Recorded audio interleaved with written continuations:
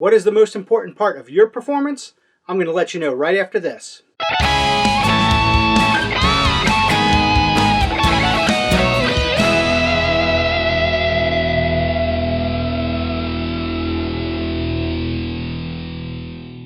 This video is brought to you by the Tao of Guitar, where you learn how to play, not just what to play.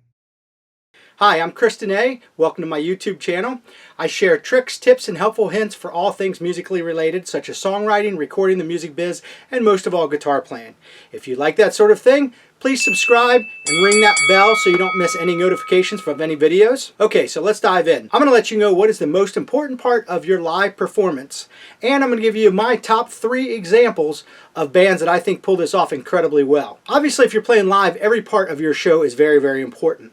However, the single most important part of your stage performance or live performance or show is your opening, your very first song, how you present yourself. Why? Because as the saying goes, first impressions are lasting impressions. People may not stick around to the end if you don't come out and grab them right from the get-go. Just like the beginning of a song, if it doesn't catch you right in the first 10, 20 seconds, bam, a lot of times you're on to the next song.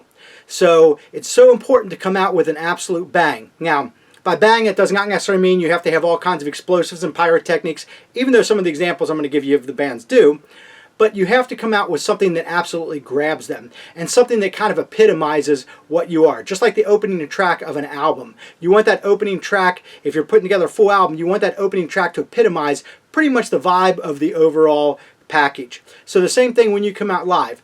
If you're a very melancholy singer-songwriter, most of your songs are ballads and stuff, then obviously you're probably going to open up with a ballad, but you still want something that is going to grab them. Something to get them right from the get-go so that people stick around. And yes, it's important to end your show in a great way and keep dynamics and momentum going throughout, but the opening is the most important part because again, if you don't come out and get them with a bang somehow, they may not stick around till the end. So I'm going to give you an example of 3 different bands that I think have phenomenal openings. And one thing about all these bands that they do that's something you might want to consider also is it's not just about how they come out on stage, it's also what happens before they come out on stage that sets the mood. For example, a lot of rock concerts all the way back into the 70s and 80s and 90s, a lot of times there's always music playing before a band comes on, but a lot of times the most popular song for a long time seemed to be The Who's Won't Get Fooled Again.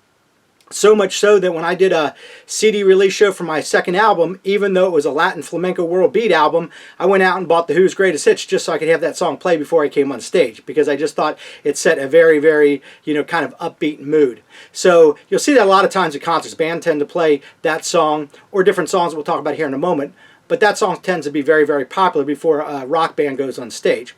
But the band Def Leppard, one of the things that they did that I thought was super cool, although I've heard that they got the idea from another unknown band overseas. I don't know if that's true, but Def Leppard definitely made it kind of popular.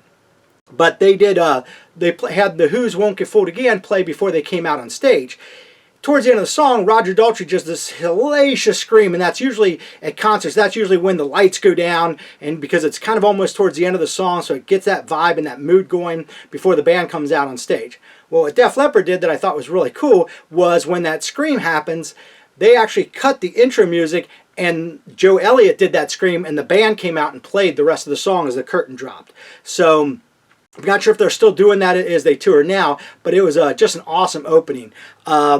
I kind of knew that was going to happen because a friend of mine saw him the night before in a different town and kind of let me know, but I'm glad he did because I got it on videotape and I was aware of what was going to happen, but it was still really, really cool even knowing that that's how they were going to come out on stage because they had this song playing and all of a sudden they took over from the intro song. Okay, number 2 in my top 3 opening bands is Iron Maiden. One of the things that's very cool how they've opened the show many different ways over the years, but what they've gone back to and has always been my favorite opening is they come out with a really, really high energy up-tempo number. It's actually my favorite song of theirs, Aces High. It's about World War II fighter planes, but what's really cool is they have a speech from Winston Churchill going on before it, and you hear the sound of like airplanes diving and bombs going off, and again, it sets the mood.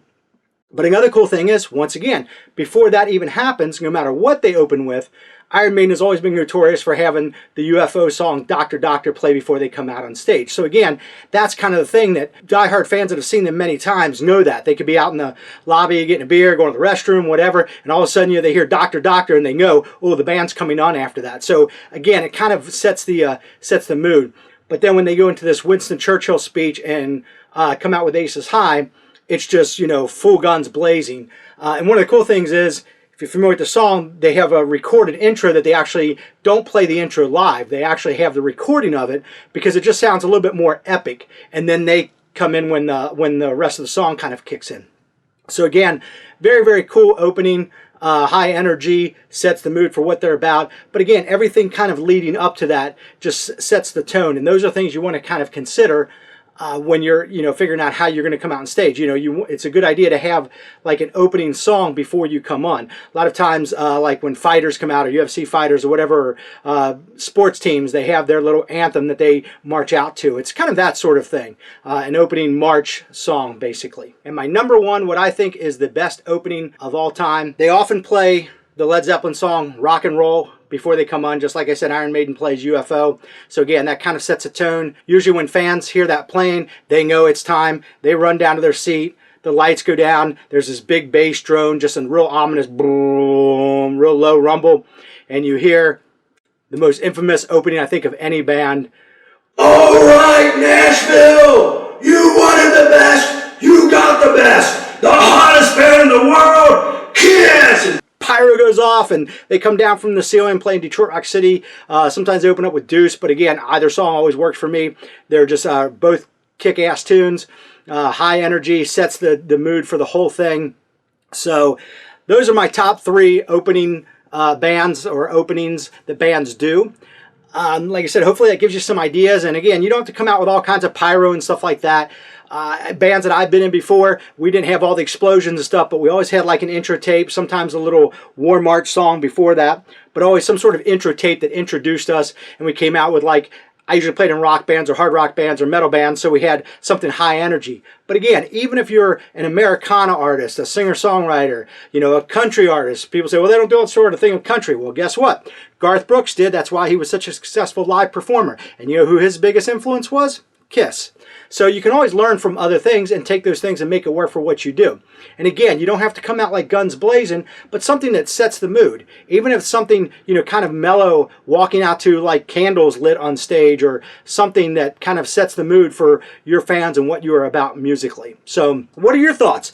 Am I on track with this? Are there other bands that you think have a phenomenal opening? Leave me a comment below. I'd love to hear from you. And if you like this video, give it a like.